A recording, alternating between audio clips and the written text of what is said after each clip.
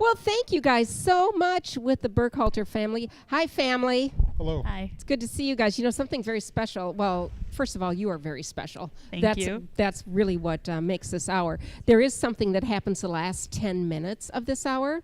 I don't know if you guys know about this, but I'm going to tell you about it, okay? The last 10 minutes from 2:50 to 3 o'clock, what's going to happen is Jolivet Family Farms, what they're going to do for 10 minutes, they are going to match any donation for 10 minutes only from 2:50 to 3 o'clock. But what we're going to do is encourage anybody to call in their pledge up until that time. Go right ahead. But the last 10 minutes, we're going to get the fire extinguisher out because these phones are going to be burning up. What do you think about that? That seems pretty Yeah, cool. I think that's what we're going to do. So the Blood Center of Wisconsin, the phone number to give us a call is 608-784-KIDS. That's 5437. So Troy and Chloe are here, and you came to us from Toma today. Yes. Okay, Chloe, you're 13 now? Yes, I am. And what grade in school are you in? I'm in 8th grade. You're an 8th grader, and in Toma? Yeah, TMS. TMS. Toma Middle School. Okay. And so you got to miss some classes today. Yeah, Yeah, you okay with that? kind of. Okay. All right. I know there's a play happening. Yes. And you're in a play. What play are you in? I'm in Mary Poppins Jr. Okay. And what part will you be playing? I got the part Miss Smythe. Okay. And it's one line. Do you know that line? Yeah, I know that line. Give us the line. It's good morning, Mr. Chairman. Nice. Excellent. So you don't have to go to play practice tonight. You already got it bagged. You already got it. Okay. All right. So Troy, Dad, welcome. Welcome. It Hi. is good to see you. Well, that's right. You can welcome me too. That's good. So can we travel back? You want to travel back in time a little bit? Sure. How about 3 years we go back? You okay with this? Yes. You ready to go back in time? Okay. Chloe, you had some things happen with your health 3 years ago. You want Dad to tell us, or you want to tell us what happened? You can start out. All right, start Dad. out? Okay. All right. Well, doesn't seem like it's been 3 years. It's gone by pretty quick. But started off, she wasn't feeling well. She was had a little bit of a fever, nothing to be alarmed about. Didn't think much of it. And then she stayed home from school for a couple days. Then my wife went to get her up to go to school. I was already at work at the time. And then she just seemed kind of out of it and wasn't really responsive. And she started brushing her teeth and it just ended up dropping the cup that she was holding, and my wife knew something was wrong from that. So then we rushed her right up here to Gunderson Lacrosse, and it seemed like the longest day of my life trying to figure out what was going on. Still get a little emotional. Then when Dr. Hughes came out and told us that she had first they thought she just had a little spot on her brain. They were just going to drill a hole and thought that would release the pressure and everything. And then they must have checked some x-rays or MRIs right before it happened and found out she had the abscess in her brain. Was Heather with you at the time? Was your mom? Yeah, we were. She was. Okay, so you guys were here together. Mhm. So when you heard some of this news, was it even clicking with you? I mean, did you think you were going to maybe have some antibiotics and head home? What was going through your mind? Well, once they said something about having to drill the hole or whatever, obviously you're nervous. But then when they said there was going to be more than that there's a bigger risk and they had to do the craniotomy, and then as a parent you go to pretty much the worst case scenario and hope for the best. But luckily she pulled through, and the doctors were nothing but helpful and honest and straightforward, and it helped out a lot. I can see something else helping out right now. Chloe, you're holding your dad's hand. Yeah. Looks like you're an awful strong girl. You're helping your dad through this. So do you remember anything that happened to you that day? Yeah, from that morning, from my point of view, I remember waking up because the past day, it was Thursday, it was Friday, and I was ready to go back to school. The past day, I had a fever of 100.3. And so I went to go brush my teeth, and then I took off the toothpaste cap, and I put toothpaste on my toothbrush. I screwed it back on, and then I don't even know why. I was a little surprised at it, too, but I unscrewed, and I just kept on squeezing the tube, and then once I realized what I was doing, then I didn't know what I was doing, and I was just sat there. I was stunned, and then I dropped the cup, and then Mom's like, "You're gonna lay down," And I was like, but I have to go to school.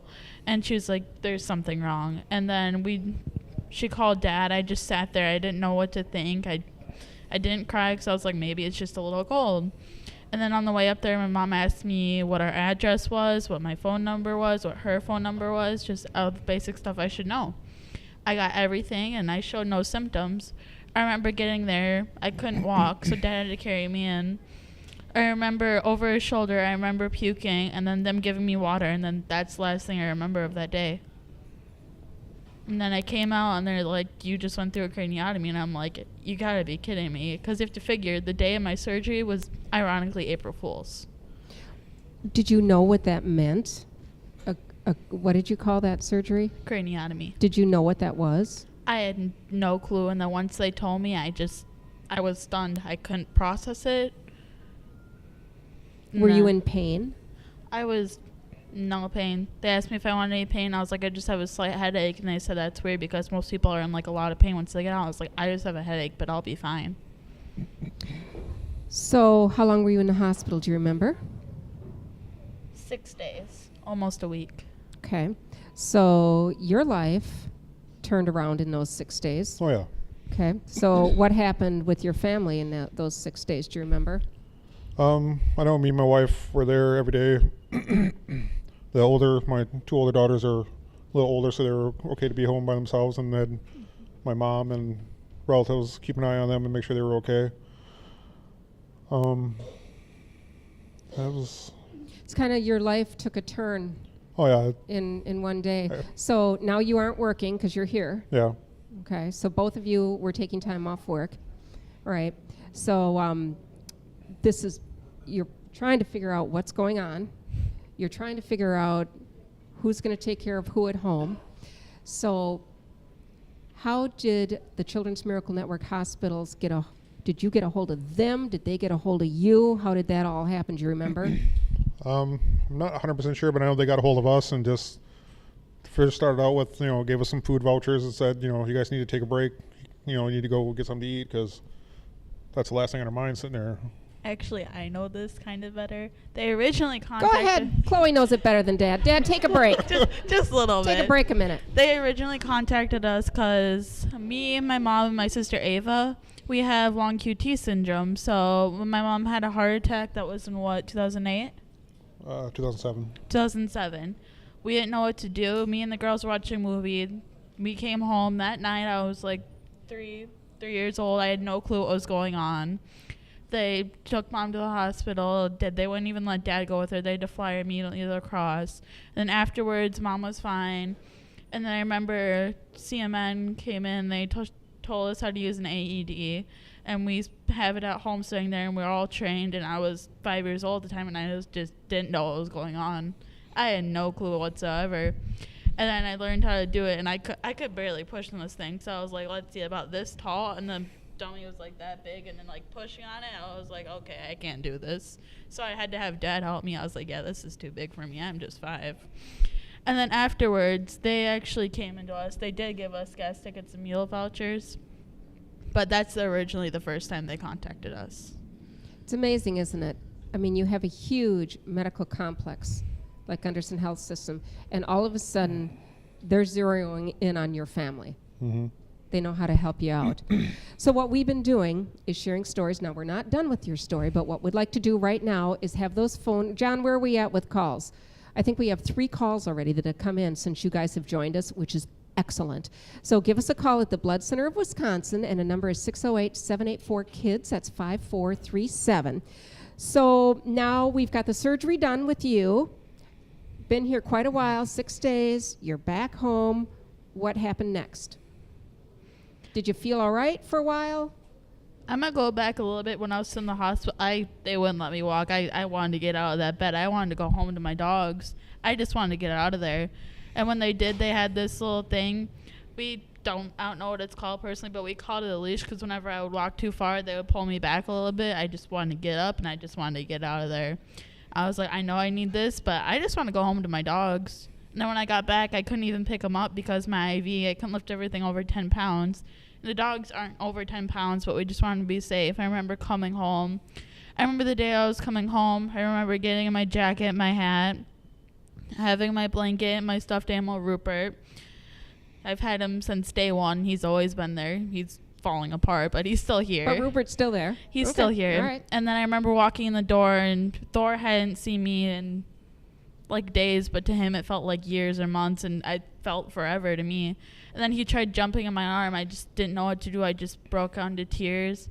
And then I saw my sister, and she just hugged me, and then it was just like everything was normal. Like, I knew there was still stuff that I would have to face sometime. For the longest time, I was like, I couldn't accept it. The longest time, I was like, it was April Fool's Day. This is all fake. And then once I came to accept it, I was like, this isn't fake anymore. This is real. This is who I am now.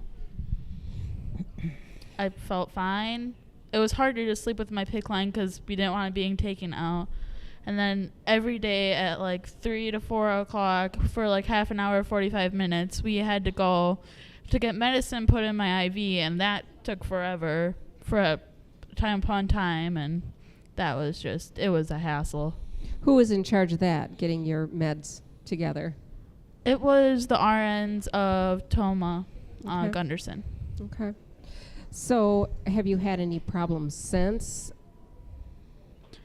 Actually, yes, that was my first craniotomy, and the second time, it wasn't really that weird, but then there was a bump on my scar, and we didn't really know what to think of it, and then one day, it was hurting more than usual, and that was a Wednesday, and Mom and Dad came to pick me up, and then we went to the doctor's office, even though we had one on Friday, and we were just sitting there in the doctor's office, and then the bump, it just exploded all over my shirt and my arm, and we didn't know what to do, and so we just put gauze in my head, and we just wrapped it around, and we were like, okay. And then it started hurting, and then once everything came out, there was just a hole about that big in my head, and you could just see it when you shone a light in there, and you took a picture. It was just, you could see the metal dog bones because I had to do it to fuse my bone in place, and so apparently some of the infection, they don't know how, but it got onto that hardware, and it ended up just staying in my head. So we had to go in again. And for that, and then that was my second, but it was only a partial craniotomy, and it figured out that my brain had actually, like, my skull had actually fused back together, so they didn't have to put a different plate in there. The education that you have with these physical things is just incredible, that you can sit there and calmly tell us about these horrendous things that you've had to go through, you and your family. You guys are strong.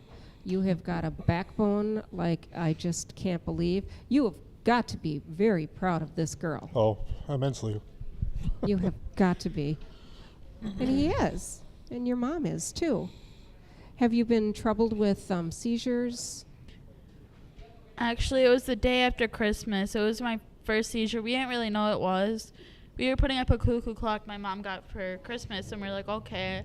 And then I just fell forward. I was cold. I had a blanket wrapped around me. I fell forward. Mom and Dad caught me. I put the cuckoo clock down. And then, so we went to the doctors. They didn't really know what it was. And then it was actually the second time I had my seizure was on Valentine's Day. Apparently I got a thing for holidays. Apparently you do. And so we went to the doctors, and I was like, this sucks. It's Valentine's Day, and I'm spending the day at the doctor's office. And then that's when they figured out I had epilepsy, and I was like, first you tell me I have long QT syndrome, then you tell me I have a craniotomy, then you tell me I have another craniotomy, and now you're telling me I have epilepsy. Where's the joke here, people? And so I've learned to live with that, and then they put me on one medication that was working out for a while, and that just turned out to not be enough. They put me on another one that works for now, but they might be taking me off of it, so that's great, but just people are like, oh, you have to take pills. They're like, I have to take gummies. It's so hard. And I was like, you take gummies. I take like 4 pills. You'll survive. Are you angry that this has happened to you? No. We've gotten through it. Everyone has to go through a tough time. Ours is just harder than some other people's are. Your attitude is A1. It's amazing. And for you guys to come in here and sit down and tell us what has happened in your house over the last 3 years is unbelievable. So I think we need to get those phones ringing, because I think we need to help other families as well. Wouldn't you agree? Yeah. Yes. Okay. Definitely. You would agree with that? Blood Center of Wisconsin, the phone bank number is 608-784-KIDS, 5437. And so what's happening now? What's next for you? I haven't had a seizure since the day. It was Friday the 13th of July. My friend's birthday is on the 13th, so I stayed the night. And yeah, I heard that laugh over there. You're not that sly. That's our Dave Kennedy. He's, yeah. Oh, hello, Dave. Yeah. It's the holiday connection again. Yeah, the holiday connection. Yeah, once again. And so it was her birthday, and then afterwards, the next day, it was actually another birthday. They're not really my uncle, but it's Brian and Kevin Sullivan. They've always been there since I was little, so like uncles to me. We were at Jump City, which is actually like, I think down there. Mm-hmm. Yep. And then we were just sitting there, and apparently, I don't remember, I just fell forward. Like right into the foam, and then I remember Mom and Dad, I was sitting at a table, and they're like, "Are you okay?" And they kept on giving me water. I'm like, "Yeah, I'm fine." I just didn't know what happened. And then I remember being rushed home, and then I thought I took my medicine. I didn't take my pills. That was it. And it was just weird. It's just, you think, like, just a slight thing is missing one dose you can just have a seizure. And then you see kids making fun of it at school, and then you're like, it's not a joke having kids like fake strokes in the hallway, fake heart attacks in the hallway. I was like, once you live through this, you're gonna know it's not a joke. And they'll be like, why are you getting so offended? You faked your surgery. I'm like, yeah, I put this scar on my head every day just for fun. And then they asked me why I had plastic surgery. I was like, oh yeah, I got my tail removed. It's all fine now. You know, you're working through it, and you're taking the high road. Very proud of you once again. So you have another reminder to help you remember to take. Dad was saying you have it on your phone now. Yes. To remind you to take your meds, because you can't have enough reminders, I guess, right? The whole family's got reminders on their phones. They all go off at the same time every day. Well, sounds to me like that's a good idea. Yeah. All right, so let's do this. Let's talk to the people that are listening this afternoon, and let's give them a good reason to pick up the phone and call us with a pledge. What would be a good reason in your mind? There's so many good reasons. Like, we were lost at that point until CMN stepped in. We didn't know how we were gonna go, because we lived in Toma, and this was all the way up in La Crosse. There was medical bills. We had to pay for gas for the trips to the doctors, and the meal tickets, because let's be honest, the food here is not really that cheap. And then so just seeing them do that, like, they help families, like, just with different types of things. It's not just craniotomies, it's not just kids with cancer, it's kids with all types of things, not just kids with diabetes. It helps kids no matter who they are. They're there for them when they need them the most. Well, I think that's about 3 or 4 good reasons all wrapped into one. The number again at the Blood Center of Wisconsin phone bank is 608-784-KIDS. Anything else you guys want to add? You guys are an unbelievable family. I just want to thank you for making the trip to La Crosse and sharing with us, because that's the only way that we're going to know. And both of you told a great story. And you know what? It was the neatest thing when you reached over and held Dad's hand when he was having a tough time with this, because this is serious, tough stuff. Oh, yeah. Dad, anything to add? One thing, you always hear about, like, different organizations like Children's Miracle Network and everything else, and you just don't realize how much you actually do for everybody until you're a part of it. And I, for one, can say I'm happy to be a part of it. Anytime I can help out, I love to help out, because it affected me personally and affects other people's families. That if any little bit helps, like, even if it's like $1, like every time we go to Walmart, every time we have change, we put it in the Children's Miracle Network thing. And it's a little bit here and there, but it all helps out for a greater cause. You know what? You're putting your money where the miracles are, and it feels good to give. Yeah. I want you guys to have a great afternoon. Get out there, enjoy the rest of that sunshine. Please keep us updated and let us know how you're doing. Will you do that? Yes. All right, great. That's a deal. Thanks, you guys. You're listening to the Children's Miracle Network radio auction, and an auction as well, Radiothon, a service of the La Crosse Media Group.